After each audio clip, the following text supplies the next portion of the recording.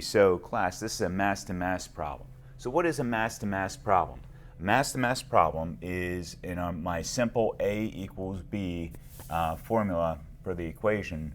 I start with the mass of A and I find out how much B is formed from the mass of A. Now we can't just go from straight mass of A to mass of B. You have to change into moles. So moles is like the equalizer. It's the thing that we can change everything into moles, and then from there we can change it from substance A to substance B, right? And then go on to do other things with moles and change it back to mass if we want to from moles.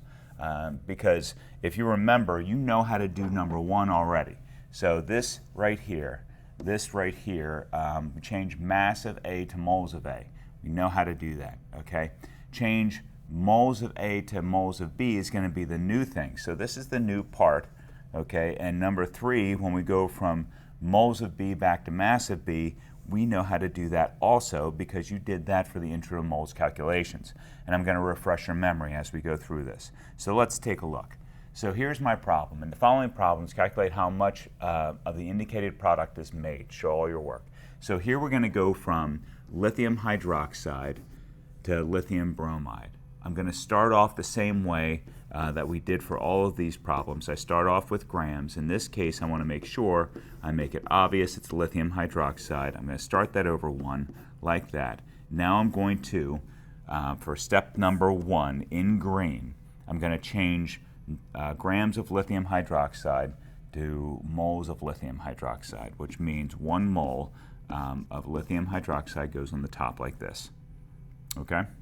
So that means that I have some number of grams of lithium hydroxide. So how do I know how many grams of lithium hydroxide I have per mole? Well, that's actually pretty simple. I got 1 times 6.9. This 6.9 is the atomic mass on the periodic table. The 1 is the subscript. Okay, so this is the same thing that we've done before. There's nothing new here. This is the same stuff that we learned a couple of days ago.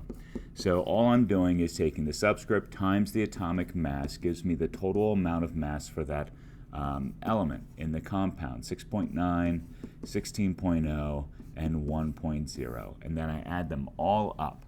So that would be, what is that, 23.9 grams per mole for lithium hydroxide. So that would be over here 23.9 grams, which means I'm going to divide the two. When I divide the two here, that gives me, getting my calculator, 10 divided by 23.9 gives me 0.418. Excuse me. And since I started with 3 significant figures, I have to have at least 3. And that's moles of lithium hydroxide. Okay, so that's my moles of A. Now, once I get that, I can now continue on to the next. I'm going to use blue for step number 2, and I need more room here. So let me pull this down. There we go. Next, I'm going to, let me go back up to there it is. So my next step is to change the moles of lithium hydroxide to moles of lithium bromide. Notice for this balanced equation that I didn't really talk about this yet, but it's 1's going all the way across. So here's what that means. It means I start off with 0.4, come on, don't mess with me here, guys. 0.418 moles of lithium hydroxide, okay? That's important that I can do that.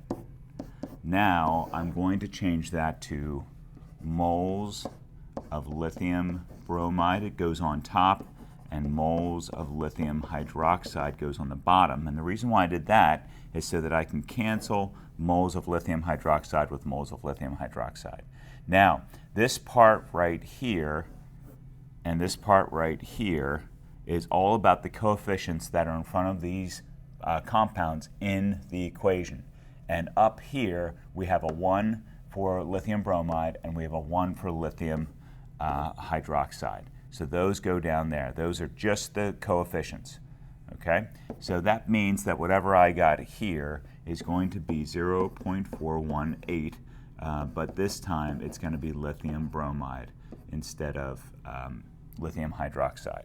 Okay, my last step is going to be in red here, and it's going to be my third step, and now I'm going to go from, oops, I forgot to write moles down. So let me pull down a little bit longer here, a little bit further. There we go. And go back to blue, because here I should have moles. Okay, now we go to red. So now I'm starting off with 0.418 moles of lithium bromide. Okay, all of that's over 1 times, I know I have 1 mole on the bottom. Why do I have 1 mole on the bottom of lithium bromide? Because I want to cancel moles of lithium bromide with moles of lithium bromide. That means I have the number of grams of lithium bromide on top, like this, and I need to find out how much for lithium bromide. So I got 1 and 1 because LIBR has subscripts of 1. This is 6.9, and I believe this one is 79.9. Although I just want to take a look and check, 79.904. So yes, that's correct. So I simply add them up then, like this, 6.9, 79.9. That's going to give me a 0.8. That's going to give me an 8 here, and that's going to be, is it really, an 88.8.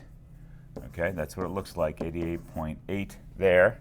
So I take whatever number I got there times 88.8, and that's going to be 37.15. I guess I should round off to 37.2, and that's grams of lithium bromide, like that.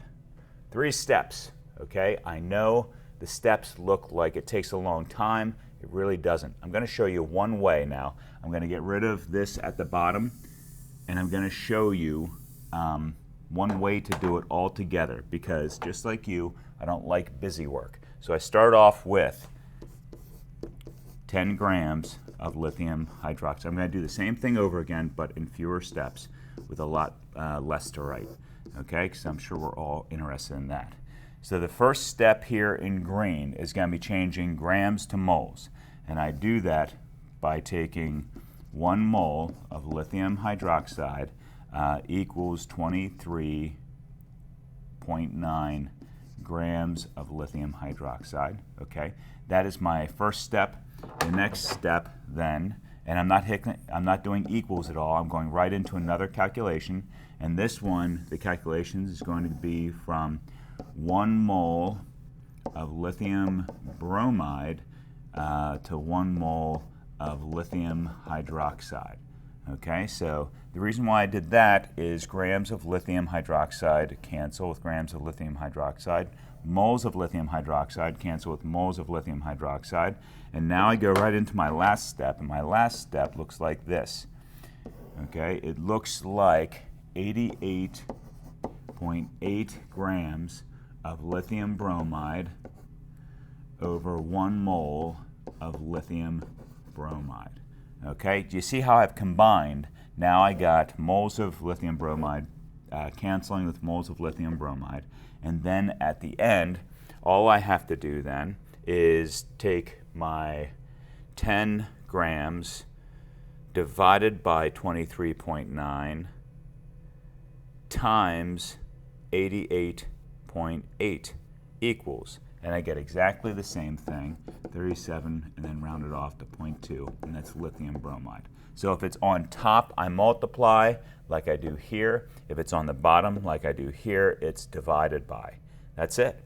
So 10 divided by 23.9 times 88.8 gives me that number. That's not so bad. So let's take a look at another one, the next one, as an example. Okay, and we're going to do exactly the same thing with the 3 steps. I'm going to put them all together in a long line so you can see how all 3 steps work. I'm going to start off with my first step that says 45 grams of ethylene, which is C2H4, all over 1, like this, times. And then my first one is going to be 1 mole of ethylene on top, like this, and then some number of grams of ethylene on the bottom, like that. Now, what's my moles of grams of ethylene? I do this here, 2 and 4 times 12.0, which equals 24.0, okay, and times 1.0 for hydrogen is 4.0 like this, so I get 28.0 grams per mole, which means 28.0 like that. Okay, that's my first step. Second step is to look at what I have. Now, what am I looking for? How many grams of carbon dioxide will be produced? So I'm going from ethylene here to carbon dioxide. Notice that ethylene, I put on the bottom 1 mole of ethylene. Why 1 mole? Because there is no, right there, there is no coefficient in front. Now, how many moles of carbon dioxide? And it should be 2 moles of carbon dioxide like that. Now, because the moles of carbon dioxide is on top, I have to put the 1 mole of carbon dioxide. Now, there's going to be a question. There's always a question. Notice that there is 1 mole when I go from moles to mass, and only 1 mole when I go from mass to moles. So it doesn't matter. The only time there's a different number other than 1 in front of moles is this middle step in the blue here where I have the coefficients. So these right here are the coefficients, and that's just like the worst word ever. Okay, so let's keep going. So what is carbon dioxide? 1 C2Os times 12.0, 12.0. Times 16.0 is 32.0. I add that up to get 44.0. So 44.0 grams of, I don't know why I did that. Here we go. Of CO2, like that, equals. Okay, so here's what I do. I go right across, listen to me and follow along. I go 45 divided by 28 times 44, times 2, I forgot the 2 there, tells me the number of grams I have of carbon dioxide. So let me do that one more time here because I forgot the 2. 45 divided by 28 times 2 times 44 equals 141.4 grams of carbon dioxide. That should be rounded off to 2 places, which is 140 grams of carbon dioxide. See if you can do the next one on your own. I think there's 4 or 5 problems, so any of them that I don't do, I want you to complete. All right, ask questions if you have questions.